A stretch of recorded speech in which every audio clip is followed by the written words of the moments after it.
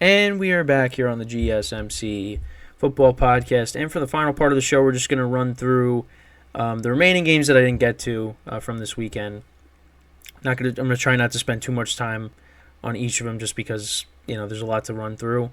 But let's go through it. So the Giants and the Rams will start off with. Rams winning 26-25. I mean, again, the Giants are the team of almosts. Like, they almost won this game. If this would have happened, there are a bunch of almost and ifs, with this team. But you know what? They were competitive here. They actually ran back a kick return, which I was surprised because that never happens with the Giants. Gunnar Olszewski ran that back, and that set up the 2-point conversion because they're like, we're not playing for anything, so might as well just do it. And Tyrod Taylor could have ran it in, but you had a wide open Saquon Barkley, and it just incomplete. And it should have been completed, but it wasn't. And then you had Mason Crosby attempting to kick I think it was a 54 or 51-yard field goal at the end, and they didn't make it, and they ended up losing the game. And I'll be honest, I want the Rams to make the playoffs, and the fact that the Giants had a chance to hurt their chances, that would have stunk, really, because I want to see the Rams in it. They deserve to make it. And they're in a good spot right now, but, they got the 49ers coming up, so we'll see. Obviously we talked about the Ravens game. The Patriots-Bills game was interesting because, Bailey Zappi threw 3 interceptions in this game. The Bills were up. Well, first of all, the Patriots ran back, the kick return to start off the game. Jalen Reagor, 98-yard kickoff return. Then the Bills just looked like the Bills were just going to put up 40 on them. It was 20-7 at one point. Zappi just kept throwing interceptions. But no, the Patriots kept it close, and they only ended up losing 27-21. But yeah, I mean, at least won that game in the spread pool. But yeah, so the Bills are 10-6, and now they play the Dolphins next. And if they win that game, they win the AFC East, so that's a huge game. And again, you look at the Dolphins and how banged up they are. The Bills could definitely. This is definitely going to be an easier game for the Bills. It's still going to be tough, but with the Dolphins not at full strength and even Tyreek Hill being banged up still, we'll see what happens. The Bears winning 37-17 over the Falcons. You had We Want Fields chants at Soldier Field. Listen, the Bears, since Fields has come back, the defense is playing good. Fields has been, playing okay. He was good again against the Falcons. We'll see. The Bears, they could do a lot of different things because they have a lot. I mean, they have the number 1 overall pick right now. I think you keep Fields and you build around him. You draft Marvin Harrison Jr. You fix the offensive line. This team could be good. And Khalil Herbert being back, he's been running the football well. Roschon Johnson is the rookie hasn't been bad. I don't know. This team could be good. I mean, and if they beat the Packers, you finish 8-9, and it looked like they were going to be, they were going to have a terrible record this year. But you know what? They definitely are showing you something going into next year. And I think Matt Eberflus is coming back, so we'll see. But they definitely are one good draft and one good free agency away from maybe being a playoff team for next year. If they didn't start off the season so horribly, maybe they'd be in that conversation. But so yeah. Then you have the Texans all over the Titans, 26-3. C.J. Stroud being back, that's huge. They play the Colts on Saturday. We'll obviously talk about that later in the week. Colts winning 23-20 over the. I don't really have much to say about the Texans Titans game. It really wasn't much of a game. Then you got the Colts and the Raiders. Colts winning 23-20. Raiders backdoor cover really hurt me in the spread pool. They went for the touchdown on 4th and goal. They converted it. Aiden O'Connell hitting Devontae Adams for that touchdown. But yeah, the Colts are 9-7, and yeah, it's that game is going to be huge on Saturday night between them and the Texans. So we'll see how that goes. But in the Raiders, we'll see what they end up doing at the with their head coach situation. If they bring back Antonio Pierce or if they go look elsewhere. The Jaguars, they had no Trevor Lawrence in the game against the Panthers. Didn't really matter. They won 26-0. I mean, the Panthers, you put up 30 points against the Packers, and they couldn't get anything going on offense against the Jags. I mean, they were at times they had chances, but they with DJ Chark. I mean, there was a couple they had a chance to be first and goal like the 2 or the 1, with the great catch by DJ Chark, but they reversed the call, so then that knocked him out, knocked him back, and they just couldn't get anything going. And Bryce Young, you saw him throwing the tablet down on the ground on the sideline. It's been a rough year for him. So hopefully next year, the Panthers, they can surround him with some more talent, because it's been a rough rookie season for him. You had the Saints beating the Buccaneers 23-13. Saints dominated this game. The Bucs did make it a little interesting towards the end there, but it was too little, too late. Now it's set up where the Bucs, if they lose and the Saints win the South.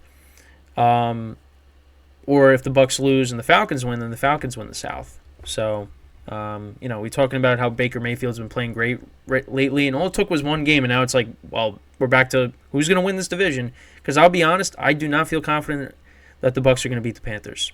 I'm just not. The first game that they played, it was only a 3-point game. So, and I could definitely see the Bucs losing this game next week. I hope they don't, because I want to see Baker Mayfield in the playoffs. But I don't know. We'll see. We'll see what happens. The Niners, they beat the Commanders 27-10. Christian McCaffrey had a calf injury in this game, but it was minor. But you know what? They figured, listen, we pretty much got the 1 seed locked up. Especially with the Eagles losing to the Cardinals, and they actually showed a video of Ayuk, Debo, and Kittle watching it on someone's phone of James Conner scoring the touchdown, and then they were watching it in the locker room when Hurts threw the Hail Mary and it got intercepted.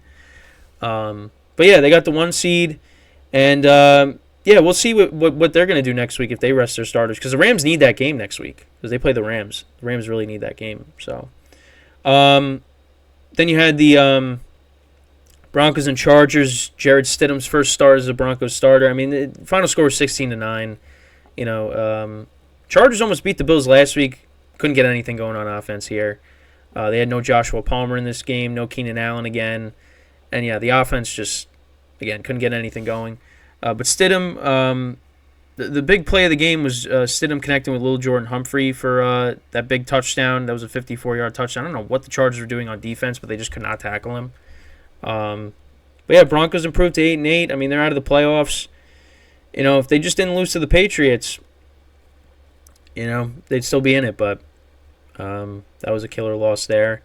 Russell Wilson was the backup. But yeah, Broncos get the win. And listen, you play the Raiders next week, you get a win, finish 9-8. Go into the offseason, and we'll see what they do. Because Russell Wilson will not be a part of this team going forward. So that's going to be something to keep an eye on in the offseason. Chiefs getting back to their winning ways, winning 25-17. So the funny thing with this game, all right, so I lose in the semifinals in my fantasy playoffs, in my top league, right? The league I care about the most. Because the Bengals defense gets, and oddly enough, it involves two things with these two teams. So yeah, I started the Bengals defense. They got me -1 points. And Harrison Butker got me 1 point last week. Now, the Chiefs only scored 1 touchdown in this game. They won 25-17. Bengals actually were up 17-7. The only touchdown was Mahomes connecting with Isaiah Pacheco for an 8-yard touchdown. But yeah, so then Harrison Butker proceeds to score the rest of their points. Kicks a 54-yarder, 43-yarder, so that's 2 field goals, 3 field goals, 4 field goals, 5 field goals. 5 field goals in this game he kicks. He ends up getting 24 points in fantasy. Like, you could have did that last week. Because, if I went last week, I would have won the championship. But again, it's a big if. It's always what could have been if. It's just whatever. It's just I don't get it. I don't get it. But yeah, Chiefs get back to their winning ways. They clinch the AFC West once again. Again, still don't look right, but we'll see what happens come playoff time. Then you got the Steelers. Mike Tomlin clinches another winning season. They improved to 9-7, 30-23 win over the Seahawks. Mason Rudolph, 274 yards passing. Steelers ran the ball for over 200 yards. Najee Harris, 27 carries, 122 yards, and 2 touchdowns. Was running the ball hard. I mean, touchdown runs. I mean, he got dragged into the end zone. And then the other one, he was able to stay on his feet and dive across the plane for a touchdown. Jalen Warren also had a rushing touchdown in this game. George Pickens, 7 receptions for 131 yards. So nice encore performance for him. Geno Smith, 290 yards passing, 1 touchdown, no interceptions. Kenneth Walker was their leading rusher, 53 yards and a touchdown. DK Metcalf had 5 for 106. So, yeah, Seahawks are 8-8. Still got a chance at the playoffs, need some help. They play the Cardinals next week. The Steelers, they play most likely the Ravens backups, but we'll see. But, yeah, they're 9-7 in another winning season for Mike Tomlin. And then finally, Packers winning 33-10 over the Vikings. The Vikings had Jaren Hall start this game, and it just did not pay off. Threw an interception. They put in Nick Mullins, but it was too little too late. Packers played a great game. Their defense was solid.